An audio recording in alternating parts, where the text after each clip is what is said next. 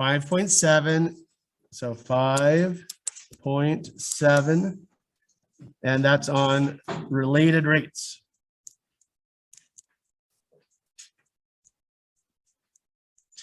All right, what the heck are related rates? When you think of related rates, I think it's helpful to think of related rates the way we do by solving implicit differentiation. Now this is really almost the same concept.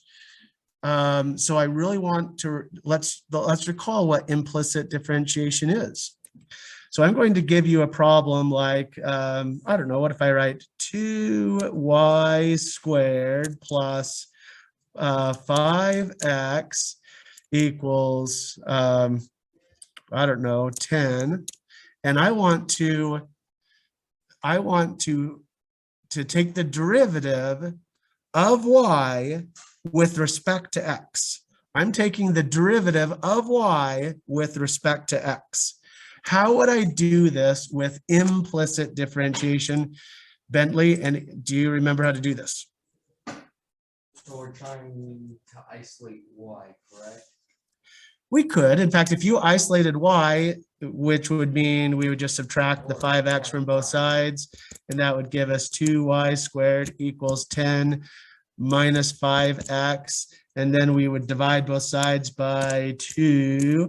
And then that would give me y squared equals 10 minus 5x over 2. And then we could square root both sides, remembering that we would have a plus and a minus. And then that would have y by itself. And then we just differentiate the way that we've always done it. In this case, we would probably, no, you could move that 2. You could move that 2 to the front because that's just the square root of 10 minus 5 times x over the square root of 2. So you could move that to the front. It's just a constant. If you recall the power rule, when I have y equals a times x to the power of n, then the derivative is what for the power rule? A times the power of x times x to the power of n minus 1. Yeah, so this is just a constant, so we could move that to the front. Just like the a, we're not really doing anything with the a when we take the derivative. Now, that would be solving by explicit differentiation. We're explicitly solving because we've already isolated the y. Do you recall? So at this point, I didn't take the derivative, but this would be explicit differentiation. So you take the derivative of this to get. So how would I do this implicitly? You would need first off use the power rule. Bryn, do you remember? You would Chain rule, sorry. take the derivative of each term. Okay, so how would I take the derivative of this? So it would be 4y prime. Yeah, 4y. So we took the wait. So I just want to show that we're using the chain rule. So this was 2u to the power of 2. So we took the derivative of that. So 4u. And then we have to take the derivative of the inside function since we're taking the derivative of y with respect to x. So then this would be, we still need the derivative of the inside function, which would just be y prime. Which is more of just the intention of taking the derivative. Yeah. So this would give us 4y times what? Y prime. Y prime. Yep. Okay. What about this other piece here? And then we would just add 5. All right. A single letter x. And then that would all equal 0. Correct. Because the derivative of function is all 0. Yep. And then what we do is we want to isolate y prime. Yeah, we need to isolate the y prime. Right. And you can do that to start by subtracting 5 from both sides. Okay. So I have 4y times y prime equals -5. Are these the same thing? No, they are not. What, can you explain to me how they're different? So y is your value y. That's your up down value, huh? Yeah, your up-down value. Okay. Y prime is the up-down value of the derivative. Yeah, that's the up down value of the derivative or the slope Yeah. for some value of y. Yep. Or some value of x, I should say. The next thing you do is divide both sides by 4y. Yep, so that gives me y prime equals -5 over 4y. And there, We're done. and we're done. Yep, nice. So we'll see. Yep, so this was taking the derivative of y with respect to x. This was taking the derivative of y with respect to x. What if I take the derivative of y and x with respect to something else, like time? It would work in a pretty similar way. Yeah. You would have to put X prime in as well. Yeah, so let's look at doing the same thing. So does everybody understand how to do this? This is called what? Now, what method did we use? We used we used implicit differentiation. We were taking the derivative of y with respect to x. So this is some type of graph where I have, it doesn't really matter what the graph looks like, but the point is that this is two-dimensional. So this graph, in fact, this would be, here's my x value and here's my y value. This graph represents it plots all of the infinite xy solutions, right? All of those points xy solutions. And then I can find the derivative of any of those slopes at any point. But what if I graph this with respect to time? So I'm going to do this again. I'm going to erase all that. We did it right. I want to say that we did this right with implicit differentiation. But what if this is a related rate change, related rate kind of problem, which is the big idea today. So I'm going to do this again, but we're going to take the derivative of y and x with respect to time. So let's do this again. So we're doing this with respect to time. So let's look at this piece here. So we're going to take the derivative of it. So this would be 2y, that's the derivative of the outside function, times the derivative of y or y prime. So I don't know if it's more helpful to write it this way, dy dt. That's really just my y prime. But it's I'm gonna write it this way. Isn't this the same thing as y prime? Yeah. Now I want to write it this way because I want to make it clear that I'm taking the derivative of y with respect to time. And so that's why I'm writing it this way, the other alternative way of writing the same thing. Okay, so I took the derivative of y with respect to time. Now I still need to take the derivative of this with respect to time. Okay, so this is going to just be 5, and that's it. I'm missing something. Thomas. Dx over dt. Yeah, this is going to be dx over dt. Because I'm not taking the derivative of x, I'm not taking the derivative of y with respect to x. If I was, then I don't have to worry about this piece. But because I'm taking the derivative of x with respect to time, then we have to do the same thing we did with the y. Is this confusion? Okay. What do we do with the 10? What is the derivative of 10 with yeah, it's still 0. That's still going to be 0. Yeah, it's still a constant. Disappear. What? It becomes zeros. That is correct. There's no way around it. Yeah, there's no way around it. Regardless of whether we're taking the derivative with respect to time or with x or whatever. So I can't talk with. Regardless of what we're doing, it still goes away, just like Bryn said. All right, so this is a related rate problem because we are taking the derivative with respect to time. This is a related rate problem because we are taking the derivative with respect to time. Do you see how it's sort of similar to implicit differentiation? Do you see that connection? Yeah. Okay. More complicated version. It's a more complicated version. Yeah. All right. So let's do a problem. This is actually one of my favorite problems, and it's a little bit wordy, but whether you choose to write it down or not is up to you. But this is the problem that I want to confront right now. This is a related rate problem. Okay. So here is my example. I have a 25-foot ladder, a long ladder. And it is leaning against a wall.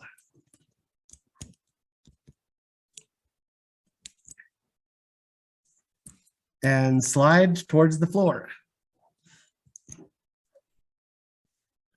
Oh, and I should say and sliding towards the floor. This is just really funny because my dad and I were actually, like, I forget, pretty recently we were talking about this sort of thing. Uh-huh. And basically, or like, this was like the, this was one of the problems we talked about where it's like, there are problems where there are 1,000 different variations, but it's basically the same problem every time. Yeah, it is really the same kind. Although you might be dealing with a different equation though. Yeah, that's true. It's like, it's a different equation, but it's just like a ladder sliding away from a wall. You cannot take a calculus class without doing this particular Yeah, problem. exactly. Along with the fence. Yeah, it might be. Yeah, right. The fence one where, you know, you're using the side of the barn. Yeah, you can't take a calculus class without having that problem or some derivative of it. All right, so, all right, let's get caught up. So we have a 25-foot ladder. A long ladder is leaned against a wall and sliding towards the floor. If the foot of the ladder is sliding away from the base, let me see if base of the wall,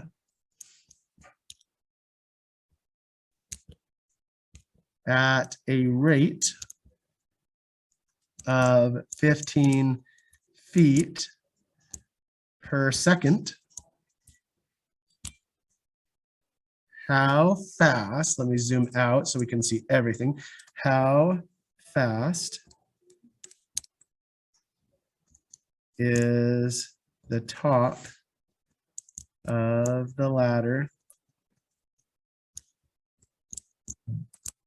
sliding down the wall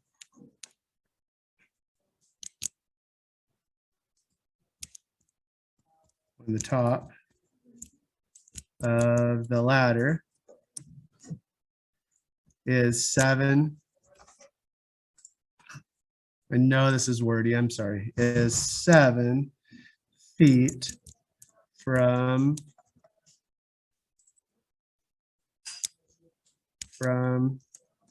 the ground. I actually specifically remember when I took calculus at the University of Utah, that there was a student, this was after we had the day where we covered this, he and I were waiting for the class to begin and we were standing out in the hall and he said, you know, how does this even make sense? And I tried to explain it to him, but it just, I don't know, it didn't, maybe I didn't understand it myself enough to really explain it to him, or he was too far disconnected from it. I don't know. So we need to come up with an equation for this. All right, so let's draw a picture that represents, did everybody write this down? You don't have to write it down, but if you want to write it down, I want to make sure you have the opportunity to do it. For those of you who want to write it down, did you get the opportunity to do it? Yes. Now let's draw an image of what's happening so that we can understand wrap our heads better around the problem. This is a strategy that you should use regularly on a story problem. You should try to draw it out so that you can wrap your head around exactly what is happening. So there's this wall. We're assuming that everything is what the wall and the floor is perpendicular. I guess that is an assumption that we are making. I'm actually wondering if it even matters. It does matter if the wall isn't perpendicular to the ground, but if the ground has some, I don't know, something under there, I guess that doesn't really matter so much.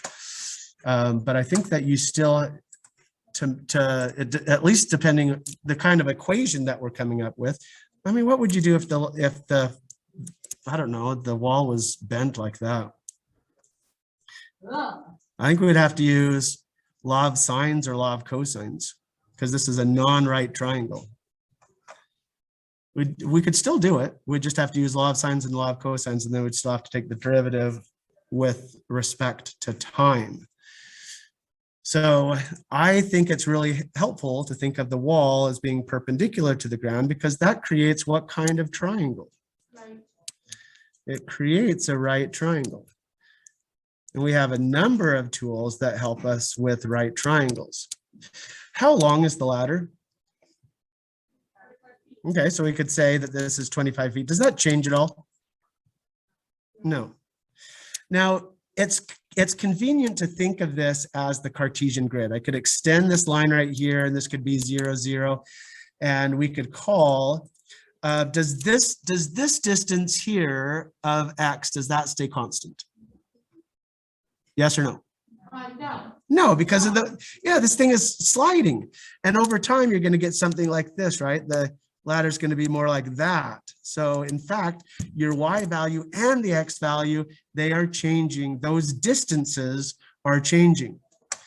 Do you think that the rate of change changes as this ladder slides? Yeah.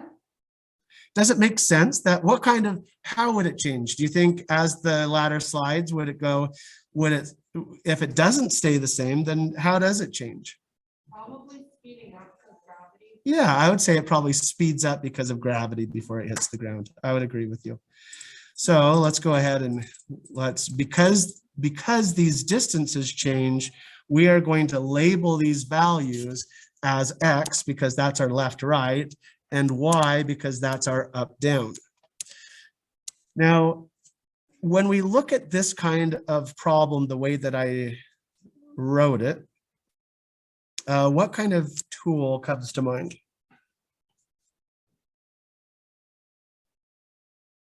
Because we have a right triangle. Yeah, why the Pythagorean theorem? Why not SOHCAHTOA? Because we're looking at the distances. Yeah, we're looking at distances. We're not looking at angles. We use SOHCAHTOA, we use the trigonometric ratios when we're dealing with angles. There's nothing in here that talks about angles. It's not, I mean, if it asks about how is the angle changing, the rate of the angle changing, that would be a different question altogether. But because we're talking about lengths, then we can use the Pythagorean theorem. I have a right triangle. We're talking about side lengths. We should use the Pythagorean theorem. So use the Pythagorean theorem.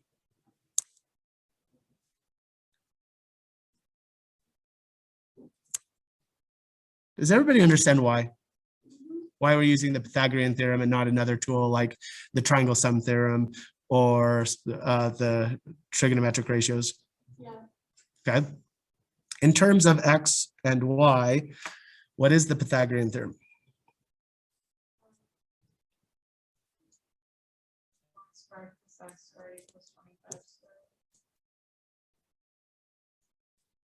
Nice, good. I would agree with you. Now, at this point, I need to take the derivative with respect to what?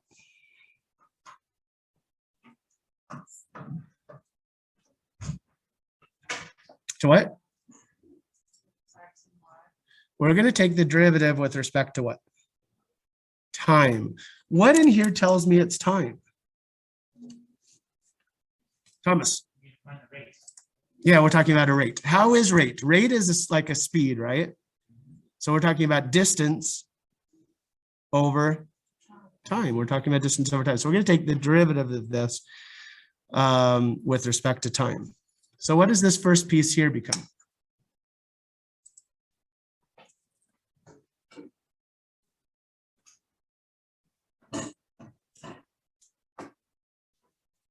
What do you think, Mariah?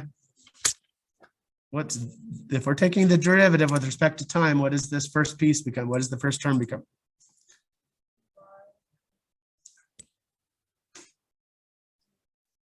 dy over dt. Yeah. Bentley, what about this next piece? Would be 2x times dx. Okay. What does this mean? Can you translate what this means what this piece means right here compared to this piece here?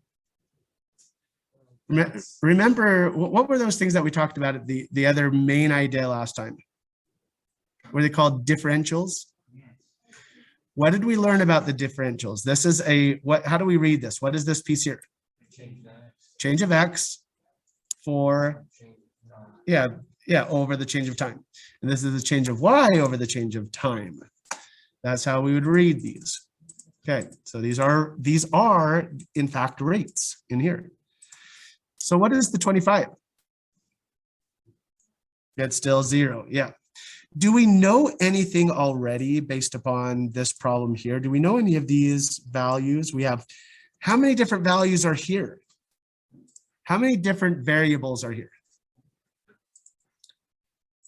How many different variables are in here? Thomas? 4. There's 4. I have a distance, an up-down distance. I have a rate, an up-down rate.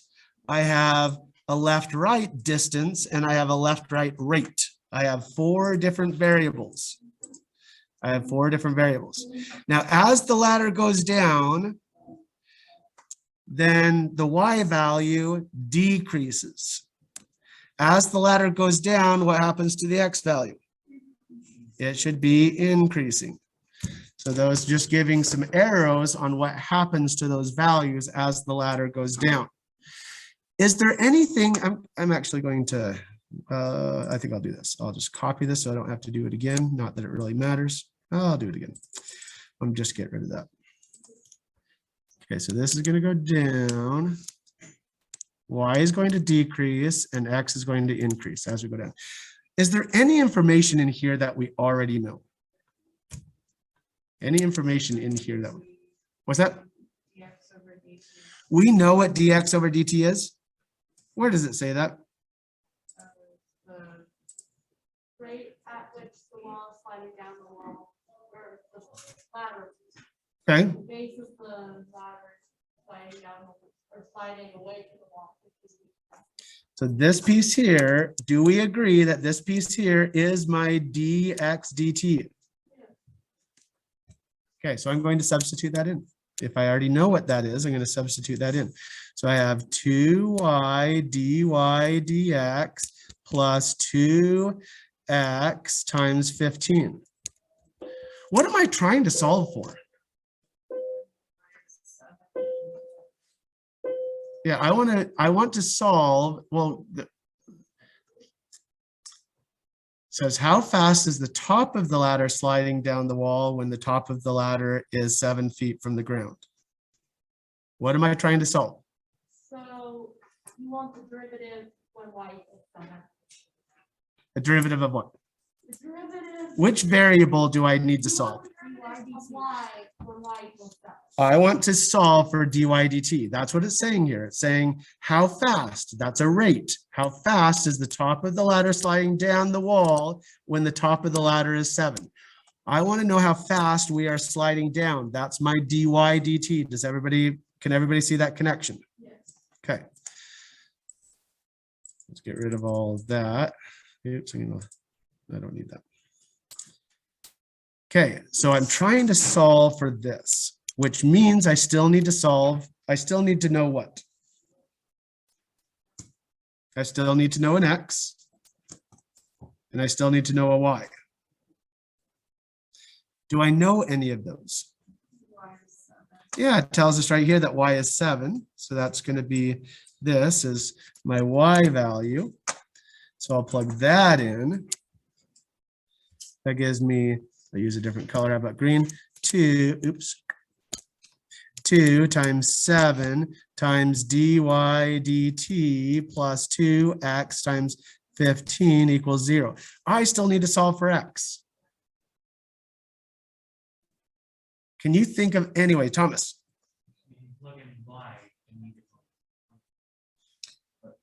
If I plug in y into the original function, how does that help?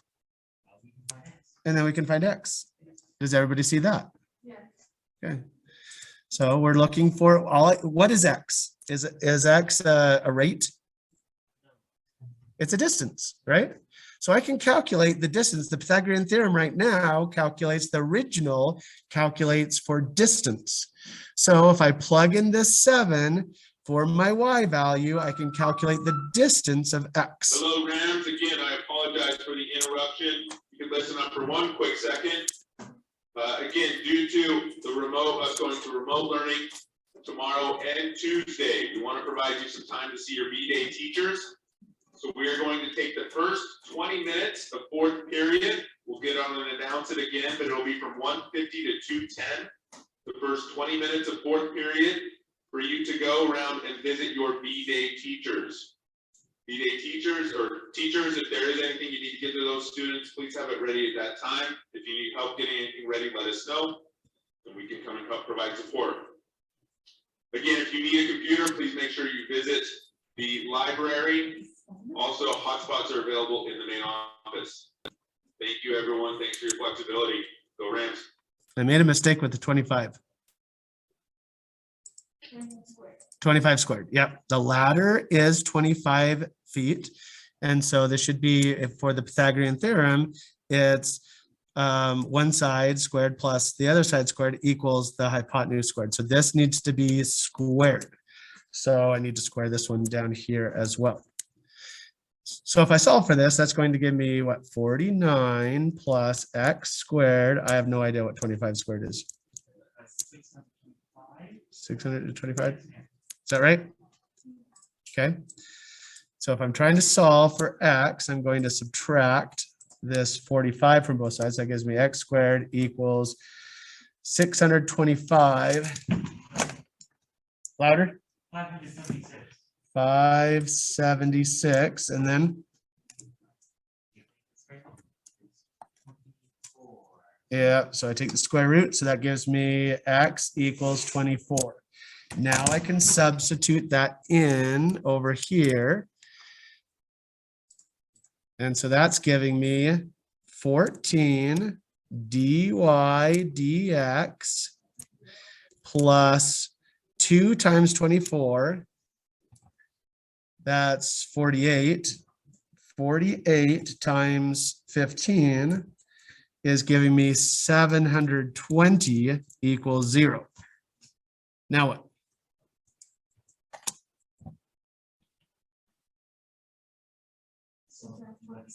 Yeah, we're trying to solve for dy dx. So that gives me 14 times dy dx equals negative 720. And then we divide the 14 by both sides. That gives me dy dx equals what? You're writing dt, but you're saying dx. Oh, dy dt. Sorry. Sorry about that. So what is dy dt? Negative?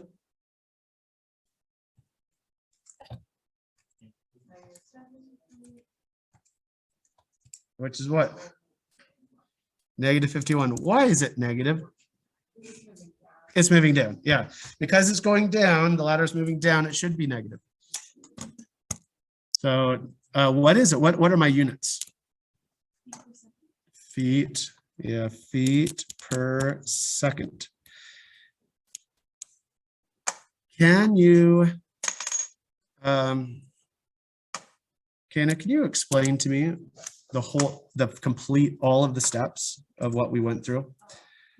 So we went through this, so that this was awfully wordy, and I do apologize. So the first thing that we did is we drew the image, right? Because that gives us guidance. It helps our minds. We are visual creatures. Humans are visual creatures. Unlike other animals, like dogs tend to be more, they rely more on their sense of smell. But humans, in fact, other primates in general are visual creatures. So it really helps to draw out a diagram. So from this diagram, what do we do, Kenna?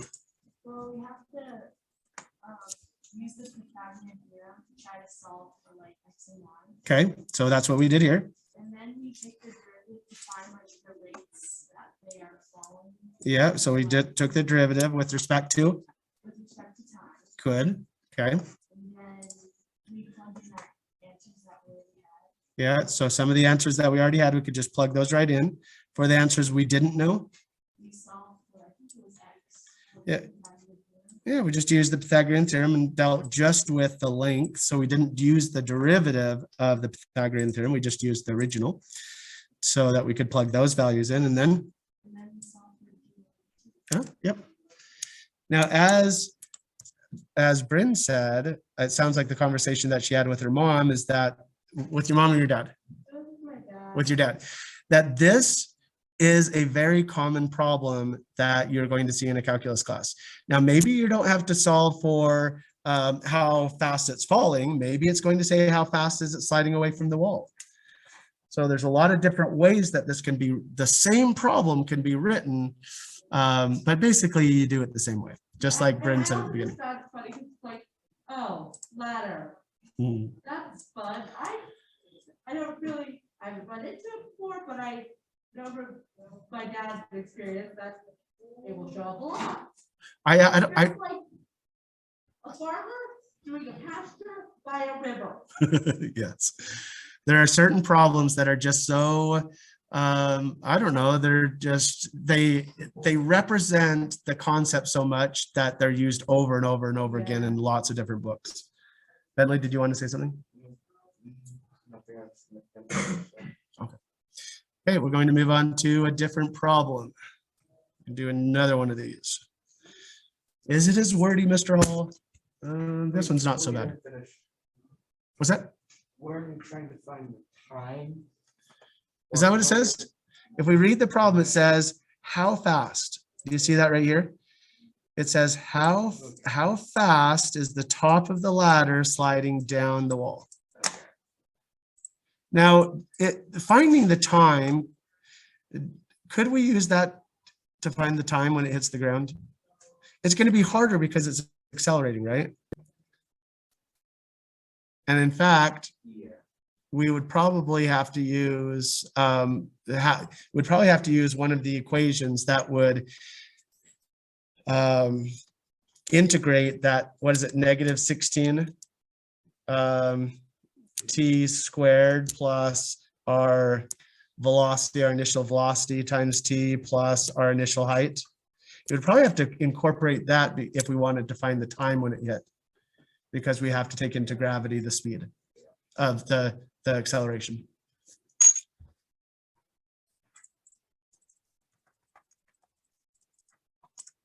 Okay, let's do another problem.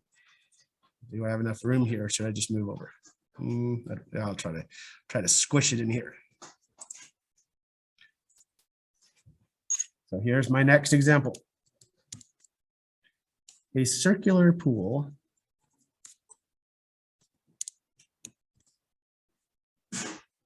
bless you.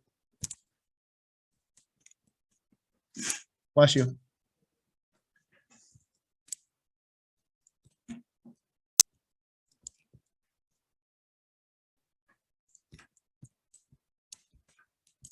So a circular pool of water is expanding at a rate of 16 pi inches squared per second. And my question is, at what rate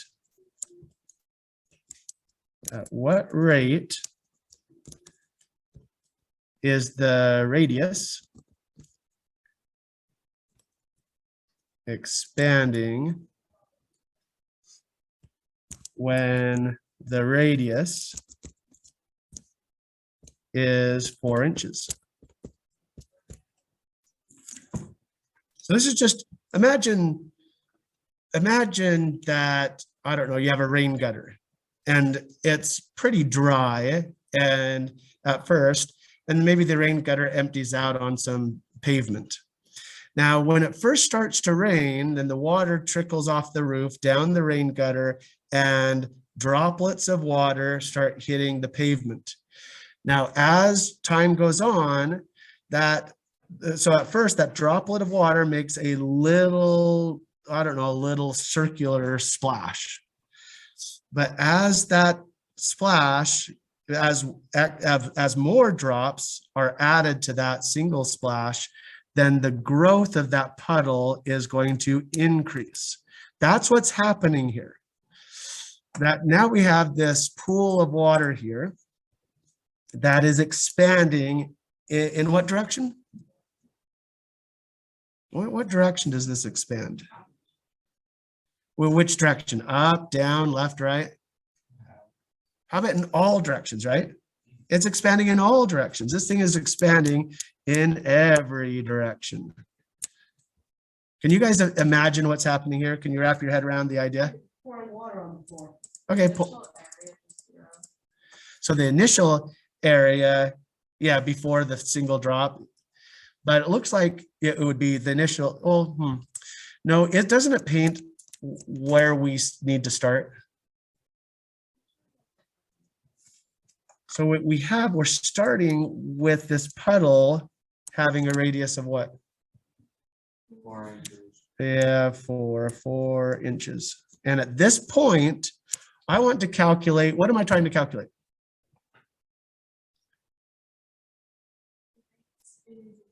Yeah, how fast? How fast is this puddle increasing? Is that a length? No. Is that the circumference? No, I'm not looking at a length at all. I'm looking at a speed, which means that I need to take the derivative with respect to what? Time. I need to take the derivative with respect to time. So where do I start? Well, I start by drawing a picture, right? So I'll go back. This is where we start. We start by drawing a picture. 4 inches. Now what? All right, so what's the equation for the area? Yeah, pi r squared. But pi's aren't really square, right? They're round. Just a way of helping you remember this, pi r squared. All right, pi r squared. Okay, so what do we do with this equation?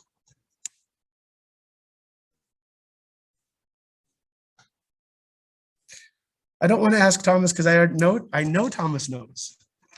I know Thomas is this brilliant young man back there that already knows, who could probably teach this class already. And so I want to call on somebody that might be struggling with this so that we can guide you through this problem and hopefully identify any errors that you're having.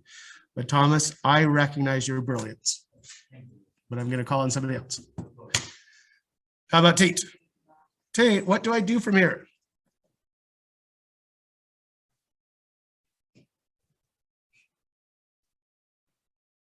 Ethan, what do I do from here?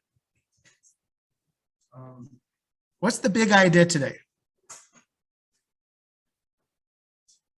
You should take the 16 line and put it in per area. So what does this mean? Isn't that a rate? Yeah. Is area a rate? No, so you have to would you find the area of the circle with the radius is 4 inches. So find the radius when find the area when the radius is 4 inches. Is that what I need to know? Because then if you do, then you can tell. I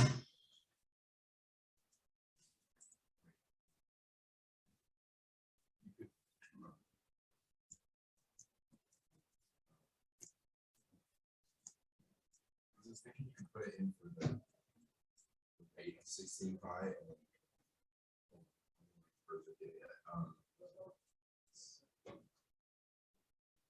Ethan, what's the main idea today?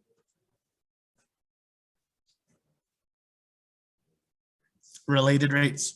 What are related rates?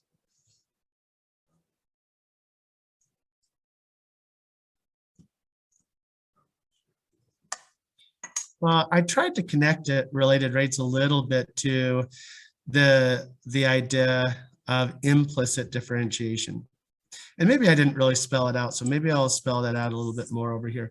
When it comes to related rates, this is when we're dealing with two different variables and we are taking the derivative, not with respect to the variables, but with respect to a different variable.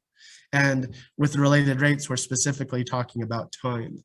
So for all of these problems, a related rate problem, a related rate problem is a problem where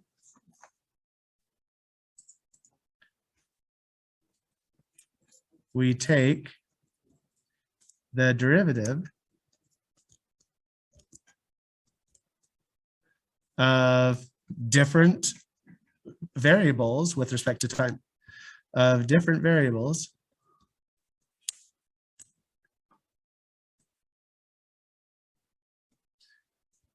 with respect to time. So all of the problems that you're going to have to do on today's assignment, 5.7, and all of the problems that you have to do for your 5.8 for your Tuesday's assignment, you're going to take the derivative of some equation with respect to time. So what do we do then, Ethan, with this problem? So you, if you plug, because 16 pi inches, square inches per second is the rate. So would you have that equal? It would be like 16 pi x equals some area. Because I'm just thinking to plug in the area of the circle, use a 4 for like. So this is speed Yeah. times, so you're talking about like distance equals rate times time. Yeah. And so you're thinking that if we have, here's our speed and then we multiply it to some time, that will give us our distance. Yeah.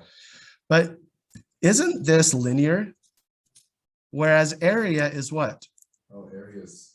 Quadratic. Area is quadratic. Yeah, so you're connecting things that, I like the connections, but we're looking at different function families. So we're not just going in one direction, which would imply the distance equals rate times time. We're Oh, going in every direction. So would the x have to be squared then? Because. What? Let's back up. You're going in the wrong direction. I want to go back to our previous problem. What did we do after we found our equation?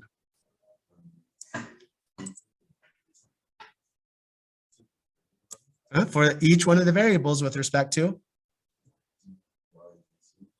time, right? Can we do that with this problem?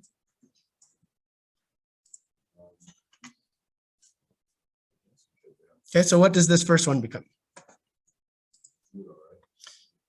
If it was a constant, you're right, it would be 0.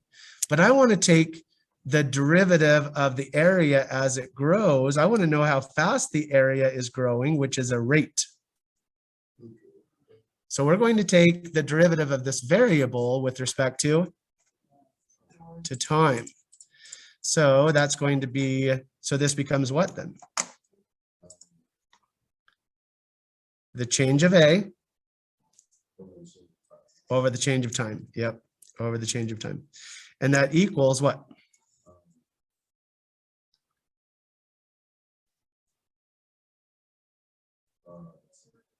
What's the power rule? Oh, so it would be 2 pi r. 2 pi r. Then changing all of these. Yeah, change of r over the change of time. Yep, I agree with you.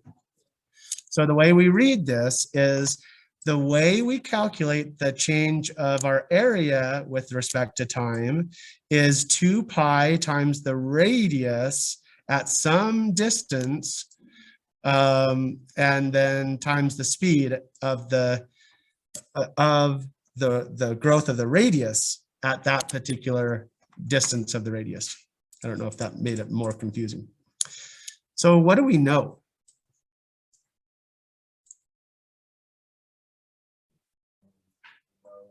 The rate at which it's growing. We know the rate at which what is growing. Which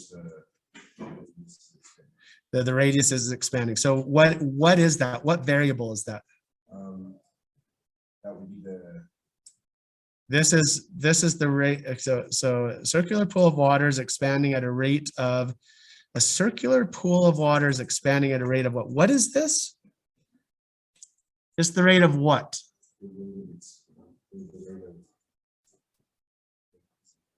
Increasing area. Yeah, that's our increasing area. So wouldn't that be this here?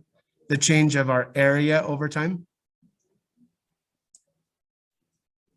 inches squared. Okay, so that's going to be the change of our area. So that's going to be 16 times pi equals. Now what? Do we know anything else? How many variables do we have left? Just one. There's 2 variables. I have R Oh, and then. and I have the speed of the growth of R. So we know what R is supposed to be, right? It's just 4. Yeah, our radius is 4, so we'll just plug that in.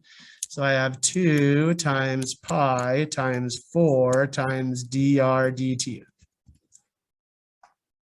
Now what?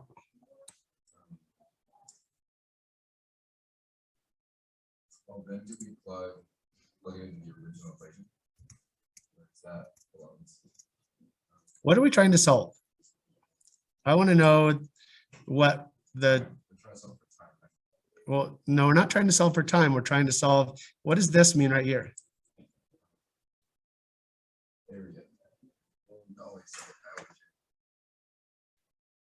that. At what rate is the,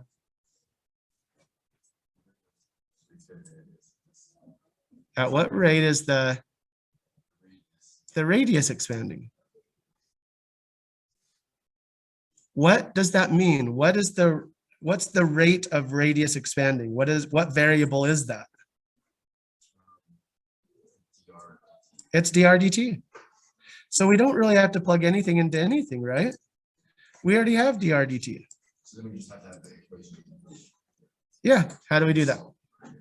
So, let's see, so let's divide by 2 pi. Yeah, divide by 2 pi and 4, And or divide by 8 pi. yes, Okay, so that gives us dr dt equals 16 pi over 8 pi, which equals what? 2 pi. Don't these cancel out? 16. Yeah, it's just 2. It's just 2. 2 what? What are my units? 2 inches per second. 2 inches per second. Yep, 2 inches per second. So dr dt, Ethan, means what? Rate at which the radius. Yeah, the rate of the radius expansion. What is at, do you think, Ethan, that how fast this puddle is increasing, do you think that the rate is constant? No, No, it's not constant. because the area, the increase in area is constant, but the increase in diameter, the increase in radius is not constant. Because when you, it's like, so like if you. There's more area out here to cover as it's expanding, right? So like, it's like the. I'm thinking of a Vsauce video.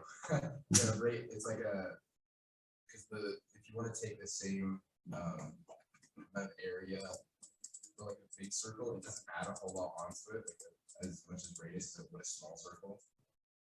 Yeah, you're right. So what we just calculated specifically is the rate that the radius is expanding when the radius is 4 inches.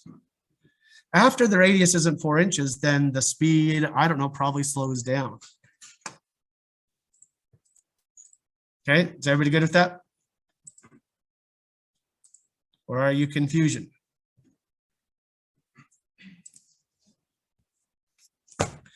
Yeah, let's do another one.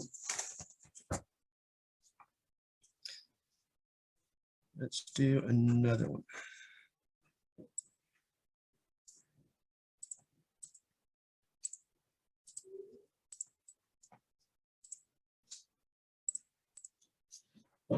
Here's my next example. A spherical balloon is expanding at a rate. Okay, a spherical balloon.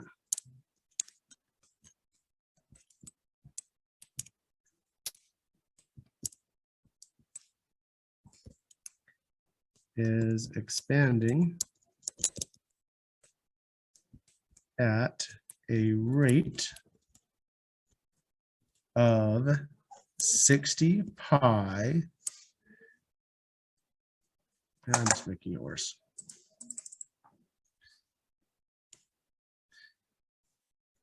inches cubed over seconds.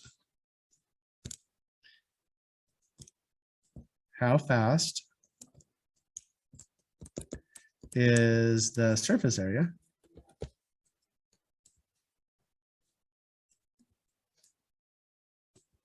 of the balloon expanding?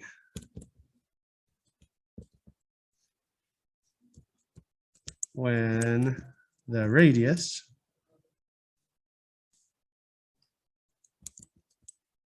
of the balloon is 4 inches.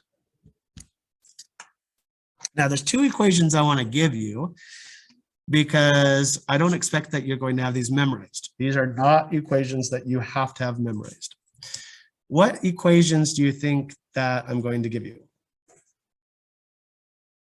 Thomas? Volume and surface area. Yeah, volume and surface area. I'm going to give you volume and surface area of what? Of a sphere. So I'm going to give you the volume and the surface area of a sphere. These you get for free. 4/3 pi r cubed, and we have air. This is the surface area equals 4 pi r squared. I'm giving you those for free. Okay, I'm going to zoom out so maybe you can see everything. Where do I start?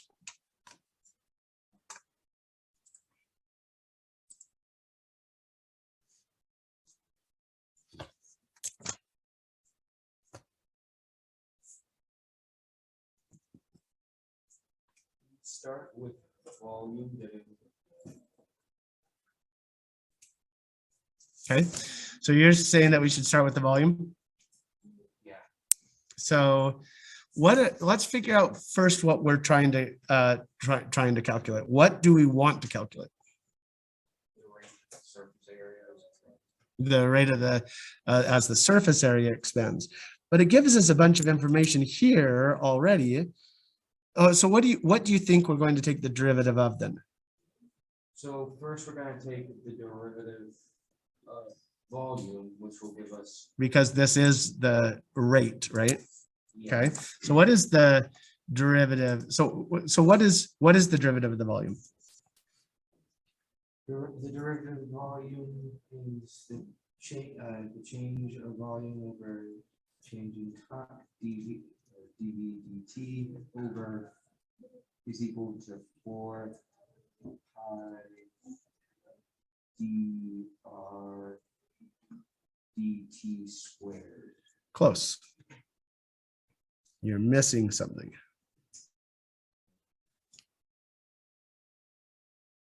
You're saying this is squared? You're missing something. Yeah, it's going to be r. So we're taking the derivative of the outside function, which would be, what's the derivative of r cubed? 3r squared, so 3r squared. These 3's cancel out, giving us this 4. And then what? Now the derivative of the inside function, which is? What's the derivative of r?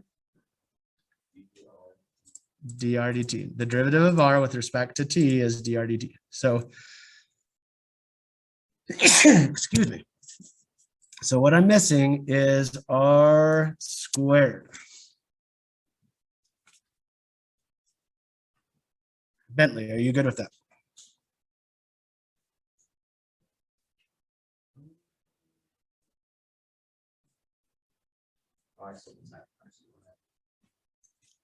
Is everybody good with this, or do you want me to explain it again?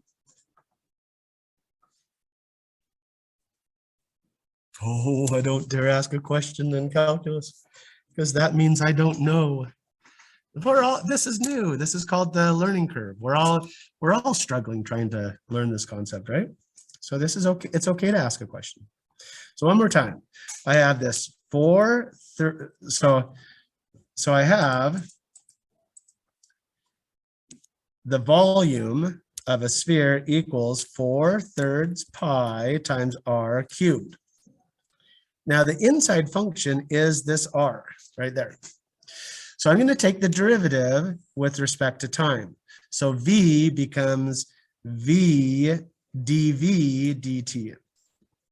And then I have this 4/3 times, well, we're taking the derivative of this. So and this is my A value here. So we're going to move that 3 to the front. So multiply by 3 times pi r squared. Now we have to take the derivative of the inside function. So that would be the derivative of r with respect to time is dr dt. And then these cancel out and we're left with this. That's how we did that one. All right. What do we do now?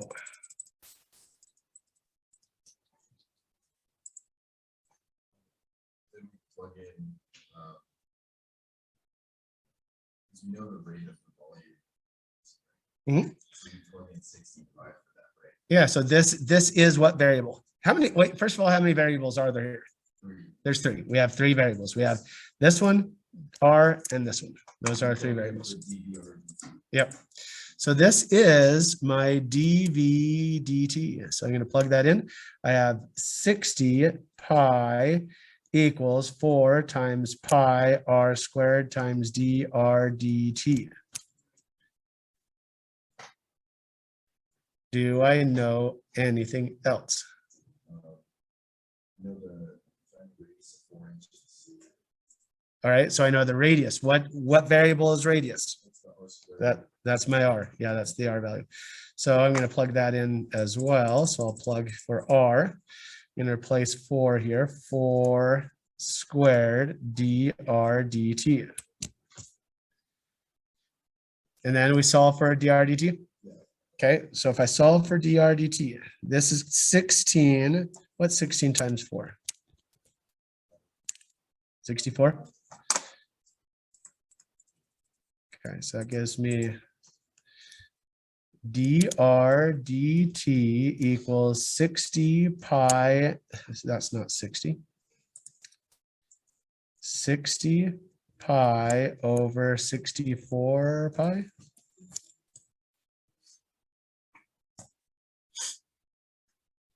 Which gives me which gives me what? 15/16 inches per second. What does this mean?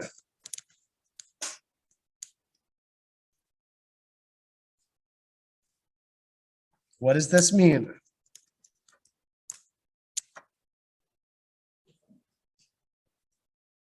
This is the change of R over change of time. The change of R is my radius. So we forgot to draw our original picture.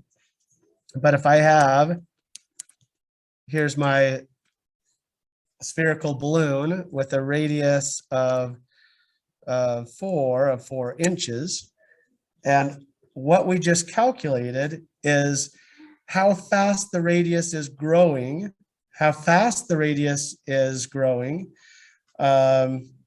when we have a radius of 1 and our volume is 60 pi. Is that the answer then? So how fast is the surface area of the balloon expanding? 15/16. This is how fast the radius is growing, right? Yeah, so then we had to find the surface area from the radius, right? From the what, Ethan? This.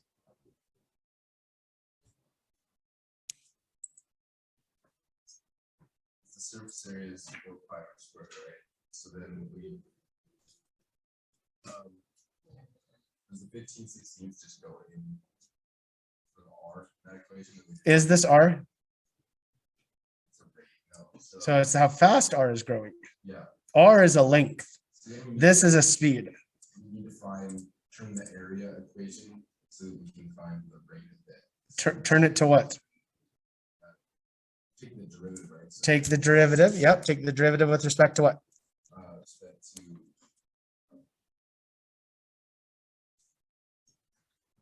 Take the derivative with respect to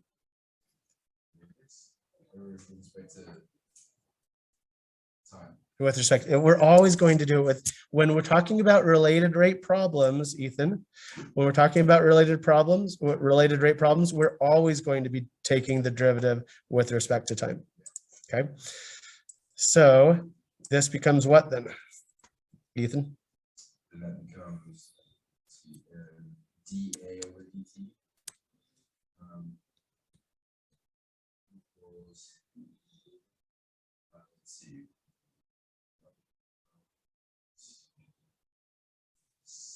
16, 4 times. Hold on, very far. We 8 pi r. Yeah. I'm not going to skip a step if that's okay. So this is my A value. If you consider when we take our power rule, then the A value stays the same. We just multiply by the exponent and then we subtract 1 from the exponent. So I'm going to keep this A value the same here. And then we multiply, here's the N value. What's the N value? The end value is the 2. Is 2. So I'm going to multiply by 2 times R to the power of? Yeah, just 1. So there we go. That is our, we're missing something. We just took the derivative of the outside function. Well, then we have to do dr over dt. Yeah. Since we're taking the derivative with respect to time, we need that extra piece. Do we know anything about this? We know the rate is Okay, yeah. So we know the dr dt. So we'll plug that in. So it gives us our 15/16. What else do I know? We also know radius, right? Yeah, I know the radius. It's 4. So I'll plug that in. So that's 4 here. And what am I trying to calculate? dA over dt. Yeah, I want to calculate the change in the surface area. That's the change in the surface area is dA dt. What's the answer?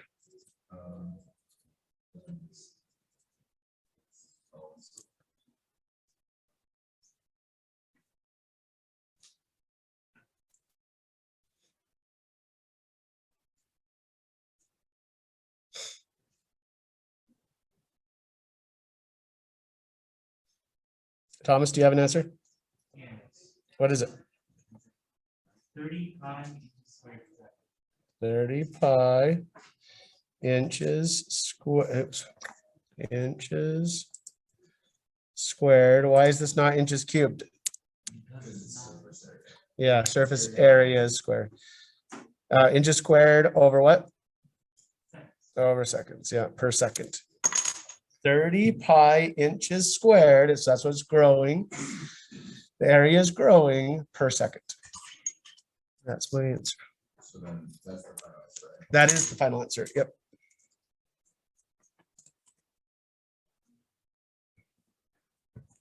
Any questions? Next problem? Okay.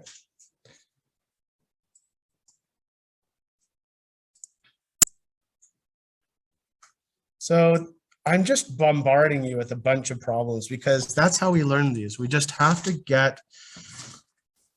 do lots and lots of problems. And the more we do, the more we get comfortable with it. Okay. Here's our next example. Car A and B leave town at the same time.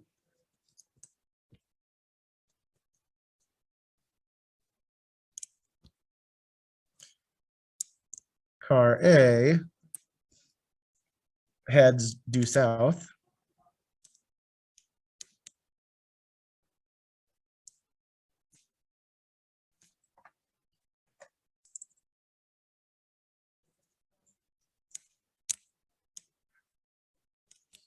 At a rate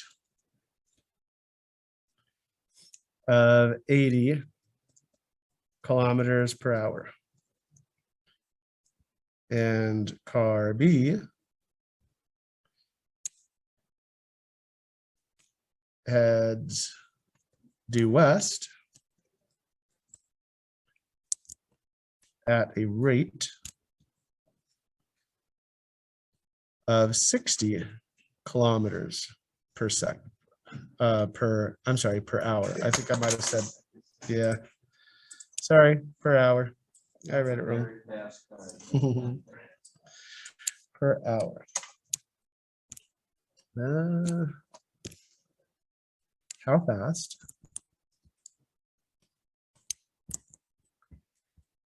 is the distance between the cars increasing after 3 hours?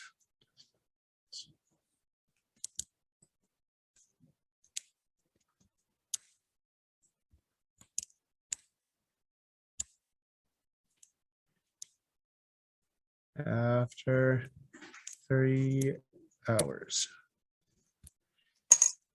Okay, I'm going to zoom out. You can read all that. So car A and car B leave town at the same time. Car A heads due south at a rate of 80 kilometers per hour. Sorry about that. And car B heads due west at a rate of 60 kilometers per hour. And how fast is the distance between the two cars increasing after 3 hours? One thing I don't like is that S.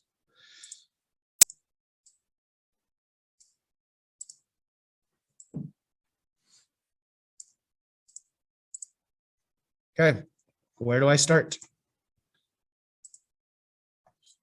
Well, we're gonna be using Pythagorean theorem.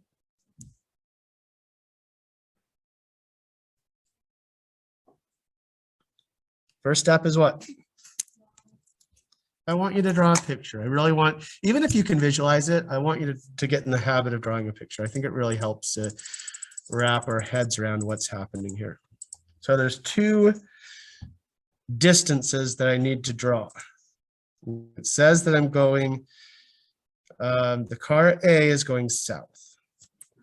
And then we have car B. I'm just going to consider the compass rose, right?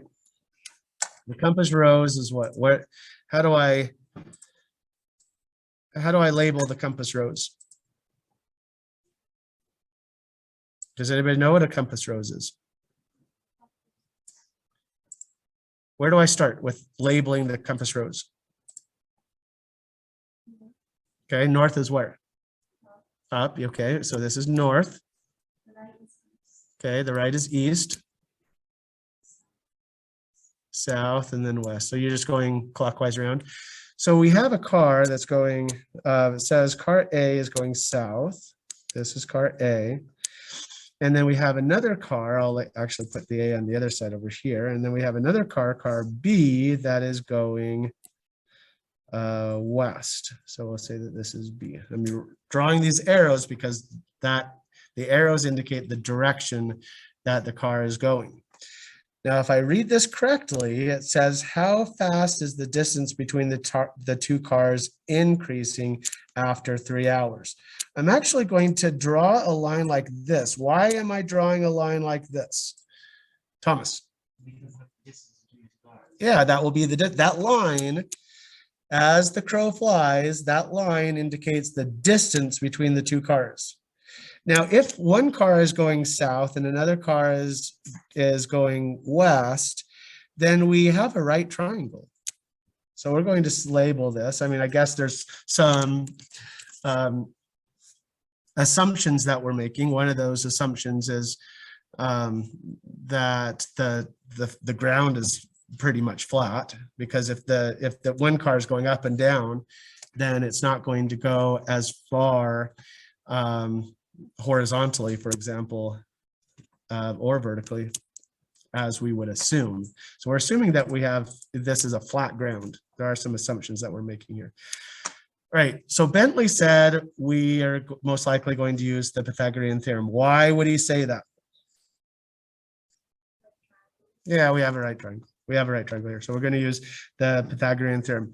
So we're going to label this side over here. I don't know, we could call that, since we've already labeled. I'm going to use different variables if that's okay. I think it's helpful because this car here, car B, actually I'm gonna still keep B. I was gonna label it X and the other one Y. And then we'll call this one C, yeah. I was going to label it X and Y, but I feel like then we're going to lose track of what car we're talking about. So maybe we could label some other things. We could say that this car B is traveling. How fast is it traveling? 60 kilometers per hour. So this one's going to be going 60 kilometers per hour. And A is going to be going 80 kilometers per hour. Okay, where do we go from here?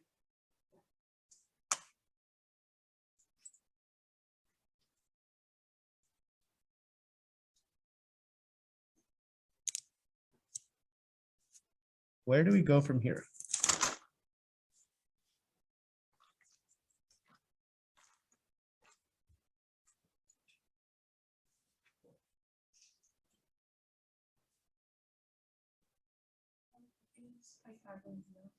We're going to use the Pythagorean theorem. Now, one thing I want to consider with the Pythagorean theorem is after 3 hours, I didn't really drive 60 miles, right? Yeah, so let's redraw this. So this one's 180. What about this one if I'm driving 80 kilometers per hour?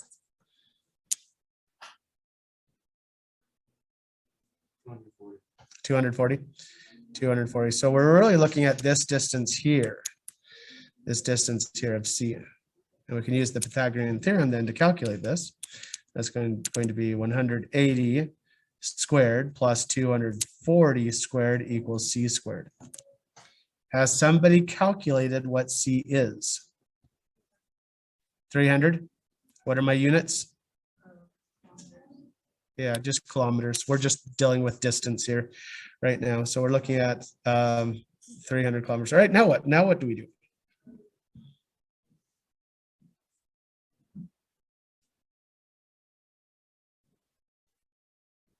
If this is a related rate problem, I have to take the derivative with respect to time. But what?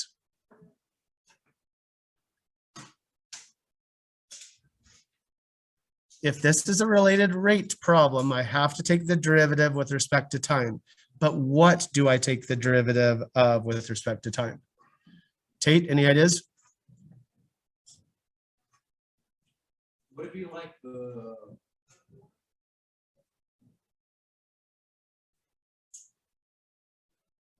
I feel like it would be something related to the speed of the car.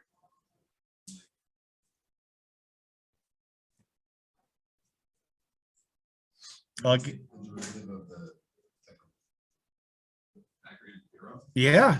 So this is very similar. I mean, even Bryn said at the beginning of class that the conversation that she had with her dad was that there's all sorts of iterations of this same problem, and they're all done the same way. So we're really dealing with that same issue here. So this is going to be the Pythagorean theorem. In terms of this A and B, how am I going to use how do I write the Pythagorean theorem? A squared plus B squared equals C squared. How do I take the derivative of this with respect to time?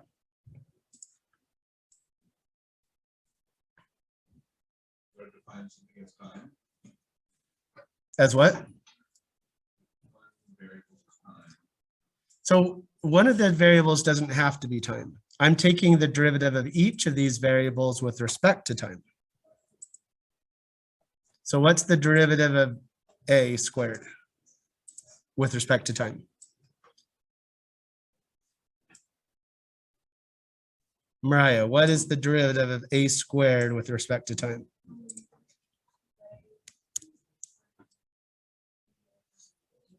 Correct. Yep. So Jillian, what's the derivative of B squared?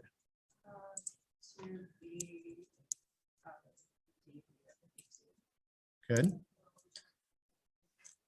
And Nathan, what's the derivative of C squared?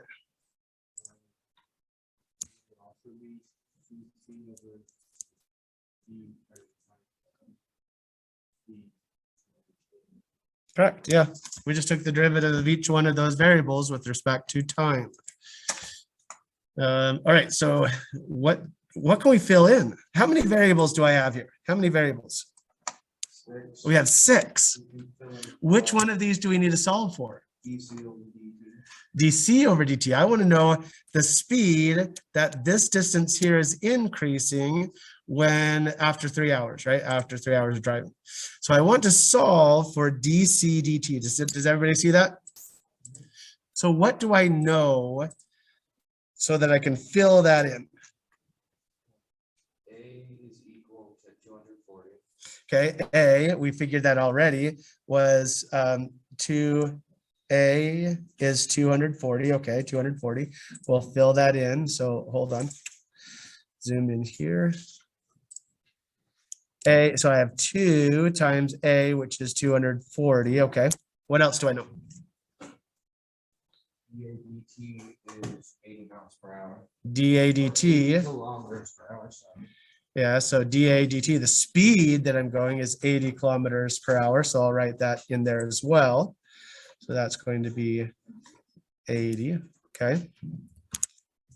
Now what? What else do I know? All right, so B is 100. So B is 180. That's what we got. 180 right there. Okay, I agree with you. D over dt would be 60. This is 60. Okay. Do we know anything else? C is 300. Yeah, we got that. C is 300 times dV dt. And if you solve for this, you're going to find that dC dt is 100 kilometers per hour. And that's my answer. Very nice. They're making it all nice.